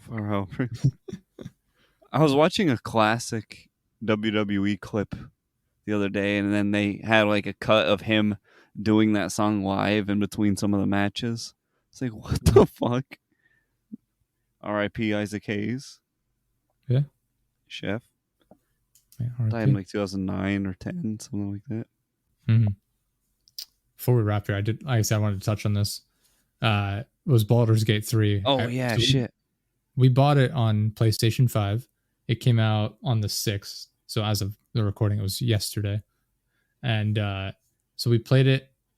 Well, actually, we played it a little bit on Tuesday because I'd got the digital deluxe version. I was like, I'll play it a little in advance. We don't have anything else going on right now. So I was like, all right, I'll get that. Downloaded it. We played it very briefly the first night we had it on Tuesday, I guess it was. And I just didn't look into it at all. So I had no idea what we were doing. So we got into the tutorial and we died. Like all of our characters wiped. I was like, oh shit. All right, well, I'll look into it a little bit. I'll investigate and we'll come back and revisit it. So last night we played through it. We breezed through the tutorial. We got the right in the beginning of the game. There's I'm not familiar with like Dungeons and Dragons at all. So I don't know like the races names and things like that. But there's like a demon looking guy who has a flaming sword. Immediately go in there, take the sword from him. We get out, get into the overworld. We're, moving around, collecting some allies. And I'm like paranoid in the game because we got through one part where this is not a spoiler. It's the very beginning of the game. You're on the ship to start the game, and this tentacle monster, Mind Flayer, that's what it's called. A Mind Flayer comes up, and he looks like Davy Jones from Pirates of the Caribbean. He's got the tentacles coming down over his mouth and everything. He looks like a squid head. And he puts like a little parasite in your eye that will turn you into a Mind Flayer over time. So the whole crux of the story is like getting this out of you before you turn. And in the process of this, your ship is attacked and it crashes. And you find this injured Mind Flayer on the ground in the middle of the wreckage once you wake back up. And you can interact with him. And you get like options of like, do you want to help him? Do you want to ignore him or attack him or whatever? And I was like, oh, well, like your minds are connected because of this parasite. I was like, oh, I'll try and look into his thoughts. And it does on screen, they have like a thing where it's like, it'll roll to see if you are successful or not, like in Dungeons and Dragons. And I'm like, all I have to do is roll like a 3 or something to do this. And I roll a fucking 1, die. It literally just kills me outright. And that was it. I was like, fuck. The game's I guess we gotta reload the save. I reload the save. I'm like, God damn, reload it. It takes us back like 20 minutes maybe, but that included like meeting up with a couple different characters. So I'm like skipping through the dialogue, just making the same choices super quickly. We get back. I save it right as we walk up to the Mind Flayer. I'm like, all right, I'm not fucking around this time. We go up and I just stomp his head in. Oh my God. Like driving the elevator. So we did that. It is interesting. Like you can literally control pretty much every aspect of the game in the sense of like, how do you want to interact with this person? How do you want to interact with the world? Like you can choose whether or not to like walk up to someone and just shove them off the world or whatever. So what if we're playing co-op and you die? You can, what happens is like, you'll go into a scenario and like, oh, you're in combat now. And it changes from like being able to freely run around to like sort of turn-based. Yeah, essentially. So what'll happen is like, let's say my guy gets hit, he's out of health. He'll go down. You can go up to me and press help, and it'll pick me back up, but I only have 1 health, and my actions are somewhat limited. I don't know if you just have to like heal up a little bit more to be able to get all of your actions back. But if you pick me up, I'm gonna back up here, explain this a little bit more. So on your turn, you get 2 actions. You get a main action and like a secondary action. Your main action is you can like attack an enemy. You can like use an item. You can help your teammate. Yeah, just like the South Park game. Yeah, I guess so. Yeah. And then your secondary action is you can move, essentially. So like you could, if I go down and if I die, you can help me up, and that's your main action, then you can move away. So you can help me up, and then assuming I don't get hit in between then and like my turn, I can heal myself up and we're back in business. If like a character dies like fully, I don't know how. We haven't been in a situation where anyone's died completely. There are items you can get that you can use that will revive allies, and then there's other like checkpoints somewhere in the world that you can revive allies as well, from what I've heard, but I haven't investigated it fully yet. But you can definitely pick your teammates up, and it's not a huge problem. But like I said, we've only played maybe like an hour total in that. A lot of the time was spent like figuring out the menus because they're a bit confusing to say the least. But I was having that one's gonna take some convincing to get my boys on board with that one, dude. They don't understand. They hear how it is. It's a bit. They think it's gonna be.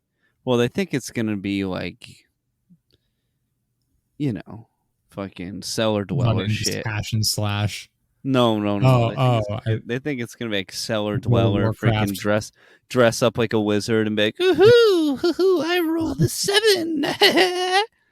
And it's like, it's hard to freaking sell that one to people. It's the Hackney dude, you can Mountain Dew cans all over the place. Exactly. I'm like, dude, you can do anything in it. You can fuck a bear. Yeah. Like, I don't know, new fucking Call of Duty coming out. That's what sold you, Jane, the bear. There is zero chance. Like Call of Duty is. I'm not buying it this year. There's no chance. I'm not wasting $70. I'm not either, and there's so many people I know that are just like, yeah, I'm gonna get that. It's like buying the new Madden game. I'm like, why the fuck would I do that? I already have Madden 18. Yeah, dude. Whatever version is I have. Every couple of years, you get a sports game. Yeah, you get like one per console generation. Essentially, it's like, all right, I've got it on the Xbox Series X. I'm good to go now. I'll probably get not the next 2K, but the one after that. Because the first one, the most recent one that I got was for both Xboxes, so it wasn't really like optimized like that. Yeah, that's so after like 2 or 3 more. Right. I think the one I have was with Adrian Peterson on the cover. It's the last one I bought. Oh damn! Yeah, that was on. He's been gone for a while. Yeah. I think that was like Madden 20, like the 20th anniversary one or whatever. I think that was like the anniversary one. I believe so. Yeah, I think he was on that one. Whatever it was. Yeah. Yeah, so once they optimize the 2K, I'll probably pick that one up. Fair enough. Yeah, it's just... I do get suckered on those. Well, Madden 25, that's what it was. That was on Xbox One. Holy shit. I get suckered into freaking buying those games sometimes because I love to just live out my childhood fantasy of being able to dunk from the free throw line over NBA players, and then like go to the press conference and be like, and fuck my team, and fuck the coach, and fuck the sponsors. Yeah. The new ones, you can't do it as much anymore with that. Like, you used to be able to go to the general manager. Like, if you like would push A and they didn't pass it to you, I'd immediately go to the general manager and be like, him or me, trade Jeff Fisher, him or me. And of course, I'm a ball hog. I'm averaging 58 points a game. So they can trade him every time. EA has made their money selling these Madden games where they just keep removing features from the game. And then 5 years later, they'll remove like 10 features. Then 5 years later, bring one feature back while removing 2 more, and be like, "Look what we've added to the game." It's like, this year I just watched a review of it earlier today because I'm always curious about like how it is. They brought the Combine back after some time, and they're like, "We've added in the Combine," and it's like, this is such an old feature that you removed. Do not pretend like this is some brand new feature that you've added to the game. I remember back in the day, they used to have highlights of other games. They had, was it Craig Berman? Is that the guy's name, right? I think I got it right. Yes. They used to have him commentating highlights from other games that happened during halftime show. He would do the halftime show. They don't do that anymore. They bragged about a mansion. Remember the mansion in the old Madden? They bragged about adding referees back to the game. It's like, you had that like 20 years ago. They literally had that in Madden, the first one. Yeah. I'm like, this is not impressive. And like it's insane. And then you start the game up. I watched a clip of the guy like starting up for the first time. You start the game up. The first thing that pops up is buy the more expensive edition. You click ignore. Buy like Madden Ultimate Team packs. You click ignore. Open your free Madden Ultimate Team pack. It's like, oh my god, like they just sell you on the Ultimate Team shit so hard before you even get to the game. Everybody says Ultimate Team ruined Madden. Yeah, you got that. Well, that's what made them all the money, so they put all their focus on it. And then it's like if you go to the store, it's the like first and second items in the store are like a couple of packs, and it's $100 for like the legendary packs. And it's like, Jesus Christ. It's like you're charging more for these packs in the game than the game is actually valued at. Like, it's insane how much people are spending on these games for the stupidest shit. I would buy an NFL Street if they made it immediately, dude. Mm-hmm. EA Sports, big. No, I want backyard sports again. Those games were fire shit. As well. Those were fire like as well. Fucking Pablo Sanchez, best athlete Hell of all yeah. time. Literally the GOAT, dude. Pablo Sanchez. Oh, I used to play the shit out of those games. Those are a little simple for an adult, you know? But I could definitely. Maybe I'm just looking back at them with rose-colored glasses. Yeah. Well, as a kid, it's fire because you can actually like win and compete. And there's like you can upgrade the characters a little. Like you get the one creative character that can get better. Yeah. And, dude, those were so good. It's ridiculous how like Madden. I mean, FIFA is the same way. Like all these sports games are just designed around. Yeah, $70 for the game. We make zero improvements on it. So every year you just give us $70 to have the privilege of opening up more packs and spending hundreds and thousands of dollars on packs for the chance at making a team that you're interested in. And it's like, fuck, man. You only get them for, is it like 2K where you only get them for like 5 games? Like if I get, it'll be like, you got a Michael Jordan card and you can only use it for like 5 games. I'm not as familiar with the basketball one. For FIFA and Madden, I know that's the case. Where it's like you get like contract cards, where it's like for 3 games you get these players. It's like, why did I spend my money on it? Like, this is fucking stupid. You're raping me. Eat that shit up. There's I don't know the content creator's name, but he's like a YouTuber, probably a Twitch streamer as well. And it's him like opening Madden packs. He's like, oh my god, dude. He's like, and he opens up, it's like an 85 overall like lineman. And he's like, oh my god. Oh my god. He gets up, he's screaming, running around his room. Holy shit. 85 overall. It's like, what the fuck? Like Robert Woods. Yeah. Holy fuck. I'm just like, oh my god, like, and people eat that shit up. I'm like, how fucking dumb is society nowadays? Or that's like the type of content that people love. Is this guy very clearly faking a reaction online to the most nothing like shit? But I always think, like who the fuck is watching this shit about anything? Then I'll like go around and see what people like have on their phone while they're working, like in their headphones. And I'm like, all of you watch complete garbage. All of you are watching the stupidest shit that I ever come across whenever I go over there. Like one dude will just watch people like opening fishing supplies. I don't get like unboxing. Like, dude, videos. I would shoot my fucking self in the head if I was watching this. I've never understood unboxing videos. It's like, look what this content creator bought. It's like, what the fuck? Why the fuck do I care? Like, I can understand like 14. If you want to see like one, what's in it, but when I was super young, I got into this one dude. He was an unboxer, and then one day it just snapped on me. Like, this guy's a queer. He did knives, and he would do like sometimes he'd get military shit, and then he switched into getting into precious metals. I was like, oh, this guy's such a lame guy. And then he did this video where he took one of his knives and he sliced a bunch of water bottles in half. And he was such a short, little out of shape, stubby guy. And he had all these wickedly expensive knives.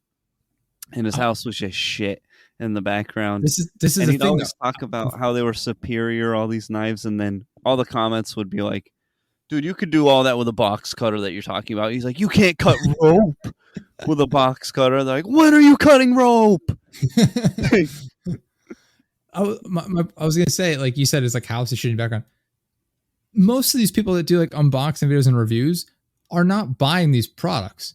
Like if like I'll use like laptops as an example. If I want to do like a laptop review channel, I'll go to Best Buy, buy the laptop, bring it home, unbox it, do the review, put it back up, and return it the same day.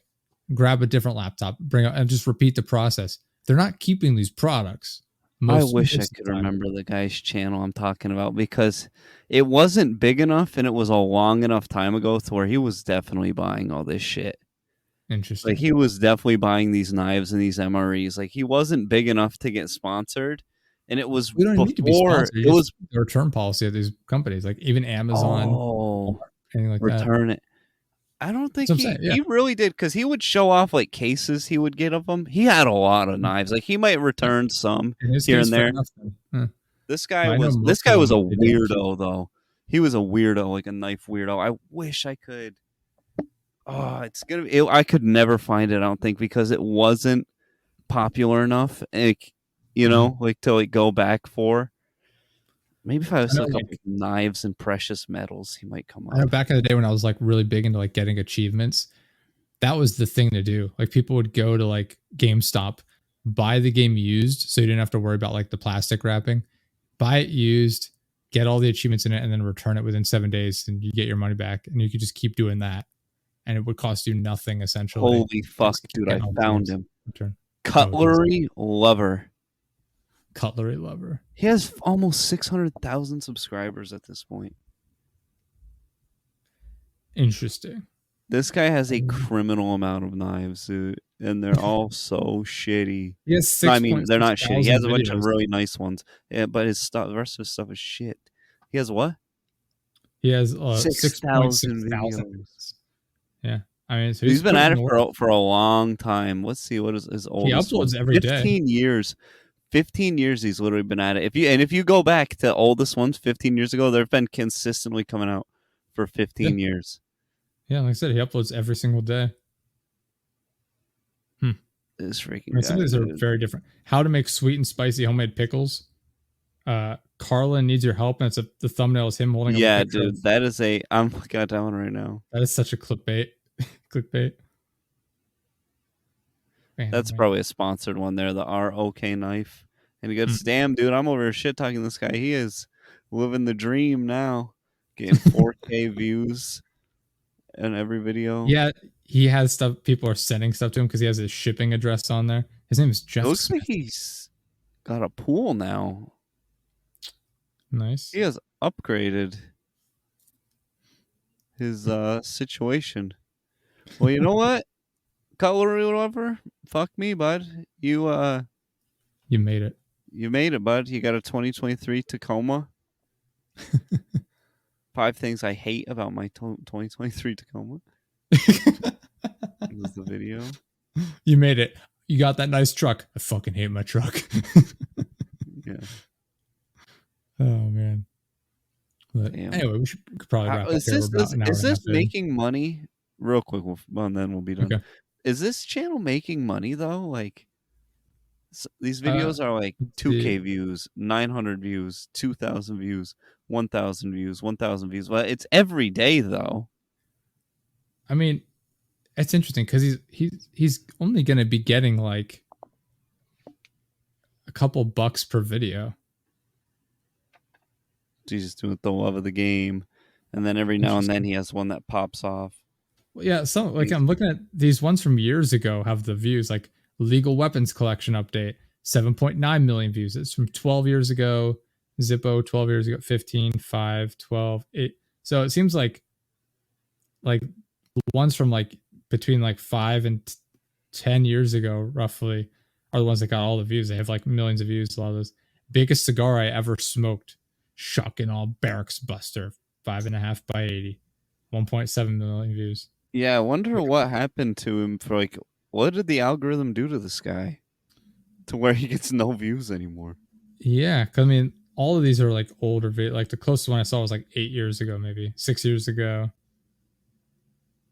Yeah, like that's the closest one I've seen so far is 6 years ago. Oh, there's 2 years ago. That's He's literally 651,000 not views. changed anything that he's doing on his channel. Yeah. If I don't anything, know. the videos are probably better now. You would think. Well, I think They part look of better. The it camera quality is looks better.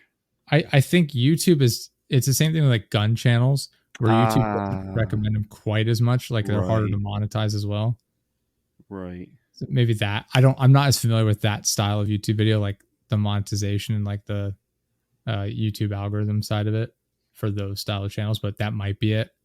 They might not want to promote like weaponry. Well, and shout shit like out to this guy because he's freaking. Maybe you could get him on here, dude. He's freaking uploading Sure, every sure. day and probably has a job. that. Yeah. An interesting guy. I'm over here hating on him. Shout out to this guy. Hopefully your precious metals paid out.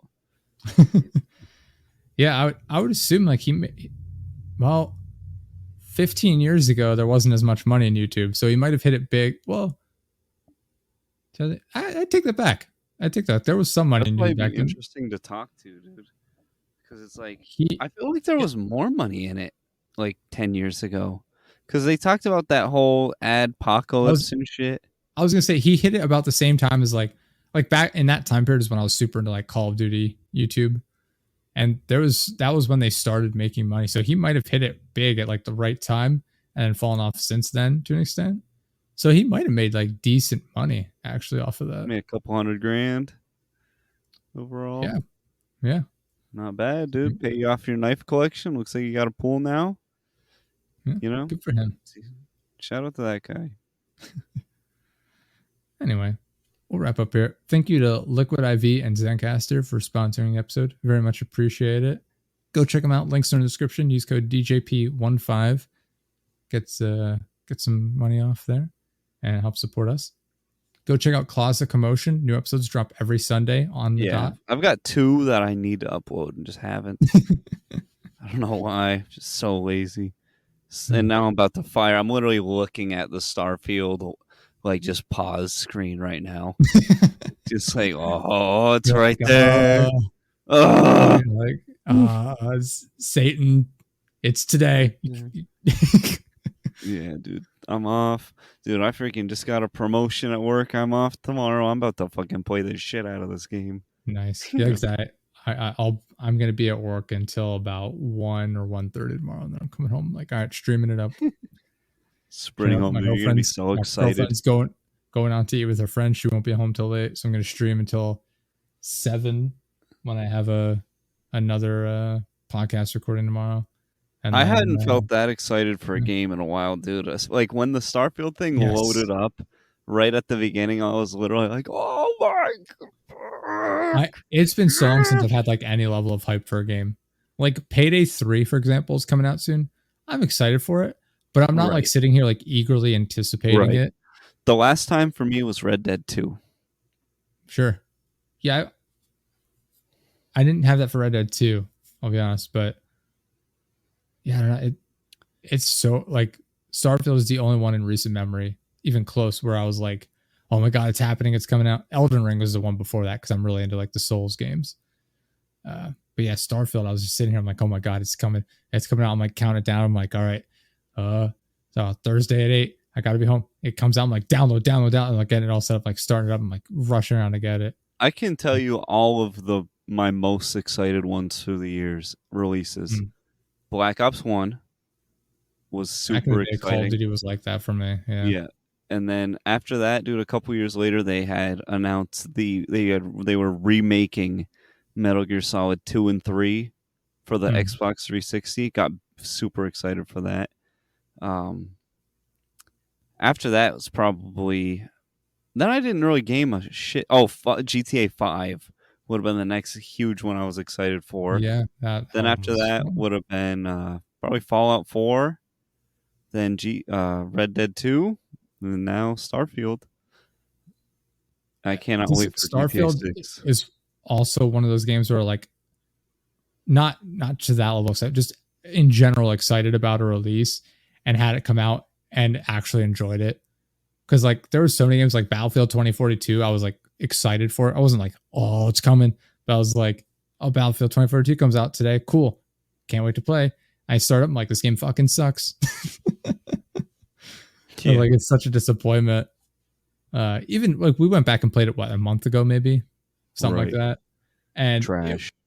yeah, like it was. I will say, at least now it's so much better than it was. But even that's not saying anything. It wasn't. I didn't really enjoy it that much at all. But Let me my see. There God, on has to have launch, been something. it was so bad. It was Let me look at unplayable my at launch. game list. Like literally Look at- unplayable. Let me see my game list. I guarantee there's been something I'm blocking out of my memory that I was super excited for that I just did not. There just hasn't been that much of an excited That about. really did Like not there was give like that. Starfield, Elden Ring was one, and then before that, I'm like, fuck, I don't even know. I have no idea.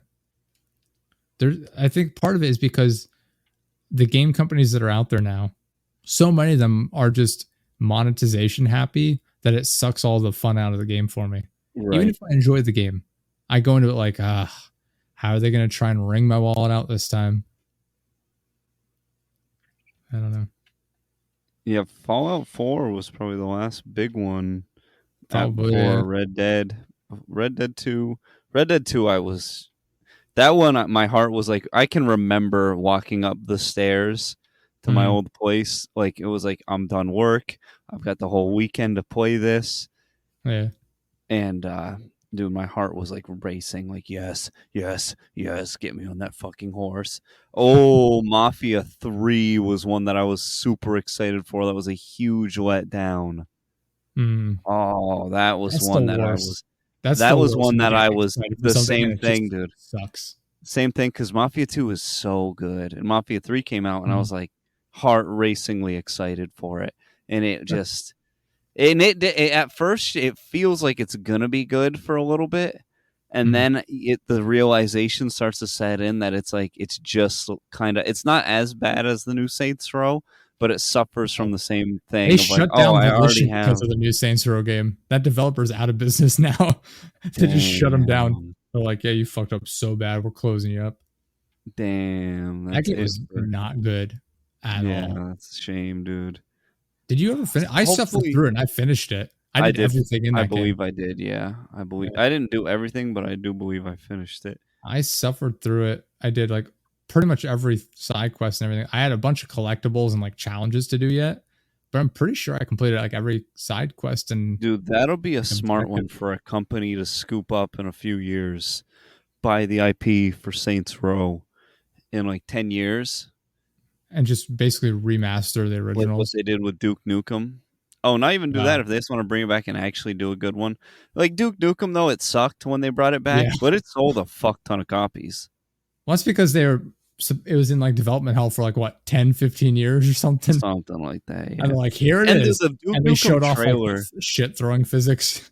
Yeah, the Like, shit throwing, and the trailer was awesome, and his voice is so lit. Mhm. Oh yeah, like he's Yeah. such a good character. That Yeah, I'm surprised that's they a haven't shame tried that to was bring him back for one more rip, dude. It's been about. He might be forgotten though, dude. He's one that doesn't really get the credit like Well, I feel Doom. like Like whenever people talk about the old yeah. games, they talk about like Doom and shit. Every now and then I hear somebody mention playing Duke Nukem, and I'm like, oh, Mhm. that was I feel like a that lot was of the people one, dude. like our age, like younger than us, never played the original Duke Nukems, and so the only reference what they have is that new. Like I'm new in air quotes because it's not even new. It's like 10, Yeah, 15 literally. years old at this point. But like that's the only reference point they have, and even then, like, let's say it's 15 years ago. How many 15-year-olds that give a fuck about Duke Nukem? Dude, I Like, thoroughly enjoyed that shitty one too. I played through it. That one I sucked, really don't and I remember much about loved it. But it only took like 5 hours to beat. Mhm. Was the problem, and then that was just it. And the multiplayer thing they tried to put in it was dog shit. So, but it was. I Out of all loved the it, games that are out but it there was now, shit. how many kids are going to play Duke Nukem over Fortnite or Call of Duty or No, whatever? yeah, never, So, like, never, there's no money to be made in it. none. It's a shame. Who knows? It's a shame. I feel like most of the games I like are gonna stop making money. Like I bet you Payday 3 is gonna flop, and I fucking loved Payday 2. Yeah, I'd be like, who the fuck's gonna buy that shit? I haven't heard anybody even mention it at all, like that. What are some other ones? Oh, dude, when they brought back Star Wars Battlefront, that's another one I was excited for. That That one I sucked. was hyped for, and It that was another sucked one and they just flopped. tried to overly monetize. And then Yeah. that's the most downvoted comment of all time on Reddit. They have like 700,000 downvotes. It's not even close. The second place most downvoted comment is not even, it's like 10,000 downvotes or 32,000. What is the comment? The comment was from EA like support or something, like one of the developers or someone working at EA like on the game. And I don't remember if it was an Ask Me Anything thread about the game, but basically they're like, people were complaining like, oh, why do I have to play the game for like 100 hours to unlock the ability to play as Darth Vader? Otherwise, I have to just pay money to unlock it. And the developer, or whoever it was, stepped in and was like, well, we did a bunch of tests and we wanted to give people a sense of accomplishment for unlocking, characters and things like that. Oh my god. And obviously that didn't go well because they're like, people saw right through that. It was so tone deaf. I'm just trying to pull it up here real quick. I'm sure I can find it very quickly. Here you go. So that's the most downvoted comment ever. 683,000 downvotes. Ooh. The next closest is 88,000 downvotes. Damn. So it is not even remotely close. About 7 times more. I'm trying to open the thread. It's taking a while to load. Reddit's been super slow today. But yeah, here we go. Star Wars Battlefront. Seriously, I paid $80 to have Vader locked. This is a joke. I'll be contacting EA support for a refund. I can't even play fucking Darth Vader. Disgusting. This age of microtransactions has gone way too far. Leave it to EA, though, to stretch the boundaries. And then the response was from the EA community team. The intent is to provide players with a sense of pride and accomplishment for unlocking different heroes. As for cost, we selected initial values based upon data from the open beta and other adjustments made to milestone rewards before launch. Among other things, we're looking at average per player credit earn rates on a daily basis, and we'll be making constant adjustments to ensure that players have challenges that are compelling, rewarding, and of course attainable via gameplay. We appreciate the candid feedback and the passion the community has put forth around the current topics here on Reddit, our forums, and across numerous social media outlets. Our team will continue to make changes and monitor community feedback and update everyone as soon as and as often as we can. Minus 668,000. Yeah, that is just. They just. I don't know. Bullshit. I can't wait. I hope they freaking go bankrupt, honestly, and then I hope that opens the floodgates up for random developers to make actual good games for all these IPs. Baldur's Gate 3, even if it's not your cup of tea, that is an independent developer putting a ton of time, money, and effort, into it.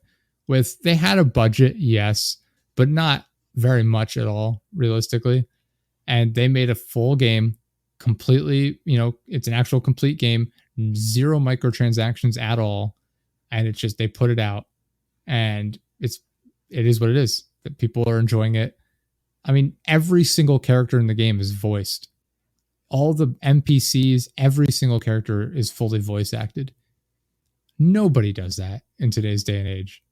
Nobody. Like, Madden makes $7 billion and none of the characters are voiced. Like, you have like 0 new features. Like, there's no change in that whatsoever. It's the laziest game ever. And they make boatloads of cash every year. And Baldur's Gate 3 is over here from like an indie developer, essentially.